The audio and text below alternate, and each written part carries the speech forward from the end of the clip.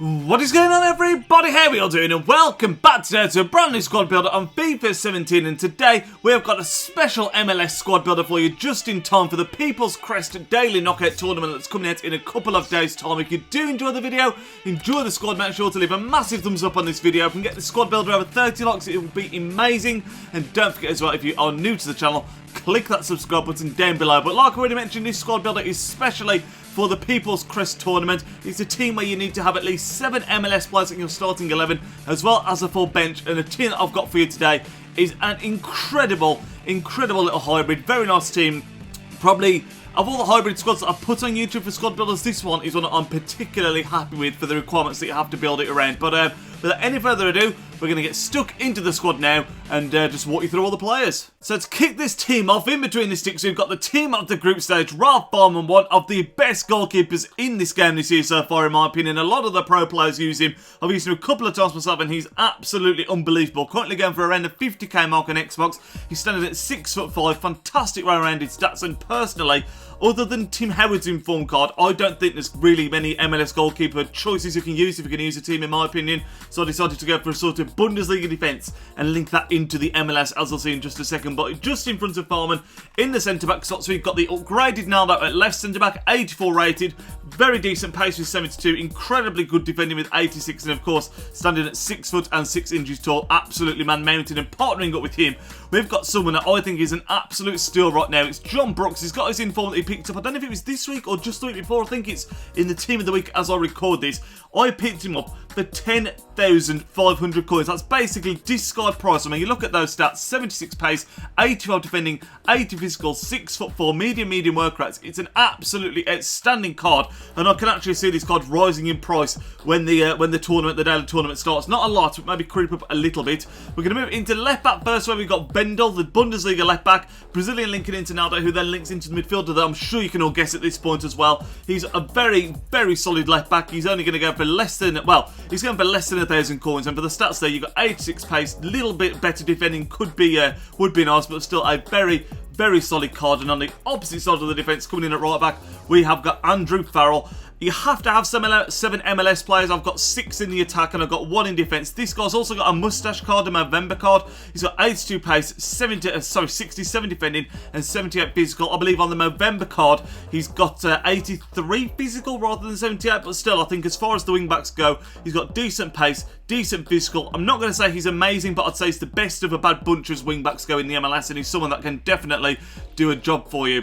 As we're moving to the midfield now, on the right hand side, you can see we've got the Captain America himself, Clint Dempsey, standing at 6 foot and 1 inches tall, medium work rates. I do like having someone that's got a lot of height in the midfield. You'll see that throughout these 3 midfielders. Actually, he's got good height, he feels very strong on the ball, he wins those flick-ons, medium work rates aren't the worst either, and he's just a very solid player. 4-star skill moves as well. Partnering up with him in the middle, we've got Michael Bradley, again, well, he's 6'2", I'd say that's pretty tall as far as midfielders go. He's got medium high work rates as well, which is perfect for that central midfielder in my opinion. Great at just winning the ball back, very good physicality, 69 pace isn't the worst either, and he is definitely a very solid choice for your CDM kind of player in the midfield.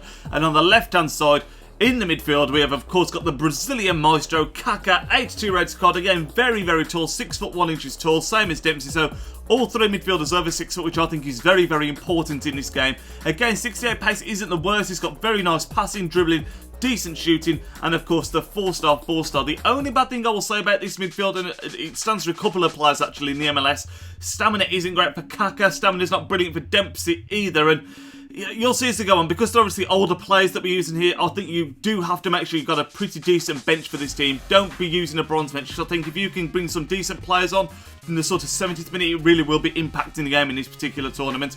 But moving into the front 3 now, we are playing the 4-3-1-2 formation at Cam.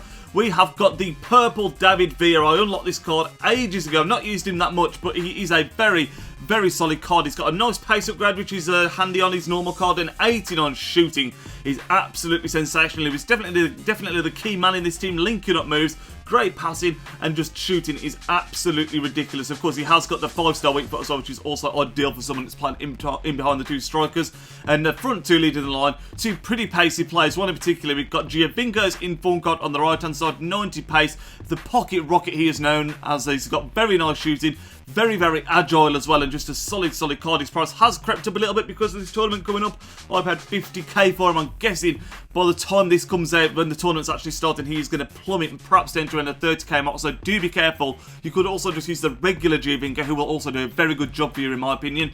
And on the left-hand side of striker, we have got Giovanni Dos Santos, always a very, very strong player on FIFA. Got the 4-star weak foot, the 4-star skill moves, ideally suited to that left striker role as well, with him being left-footed, 5'9", high-low work rates are ideal, and just a very, very nice card. Always seems to be on FIFA, like I say, always a very, very solid card in Ultimate Team. But that is the team as a whole, a 4-3-1-2. It's a sort of MLS Bundesliga hybrid. Like I've already mentioned, a couple of the players' stamina isn't the best, so I'd definitely recommend using good subs. And I personally think that the MLS attack is better than the MLS defence, which is why I've done it this way around, going for a mainly Bundesliga defence. The team as a whole, it's hard to really put a price on it because, of course, David Villa is an SBC that you can't get anymore, so if you haven't got him, you'll have to use the regular one, who also, by the way, will do a fantastic job at camp. Still got the 4-star weak foot and some very, very solid stats. But really, the only expensive players were team of the group stage Farman, who goes for around 50k, Giovinco currently going for 50k, everyone else is sort of, well, Brooks as well is 10k with being in inform, but everyone else is sort of 1500 coins or less, so it's not an expensive team at all, probably just shading over 100k with the special cards that we got in there now. But we're going to get into some of the goals, some of the clips of the team in action, and we'll talk about what this team does so well. So obviously the daily knockout hasn't started yet as of me recording this. I actually took this team into Division 2 and I was very, very impressed with how it handled some of the very sweaty teams that obviously you're not really going to be coming across in this daily tournament. I think it did really, really well. Division 2 standards are pretty high and I came across some very, very nice teams and it seemed to handle them all very, very well. The only downside to the team really is something that I've already briefly mentioned, the stamina of some of the players. Kaka's stamina not great, Dempsey's stamina not great, David Villa's stamina not great either. All of those players you probably you're going to be wanting to sub off at some point towards the sort of 70th minute, get on some fresh legs, and that will make the world of difference, because it's going to be a bit different, like I said, in the daily tournament, because you're going to be playing other players using similar teams to yourself. But in Division 2, the players I was coming up against, your Martials, just these standard players really that are going to cause you issues. And like I said, this team dealt with it very, very well. I was really impressed with the defence. It's the first time I've used upgraded Naldo. He was excellent in my opinion, and the inform Brooks as well. For the 10,000 coins that you're paying for him, is absolutely outstanding. And bearing in mind as well, you've got that team in the group stage behind them as well.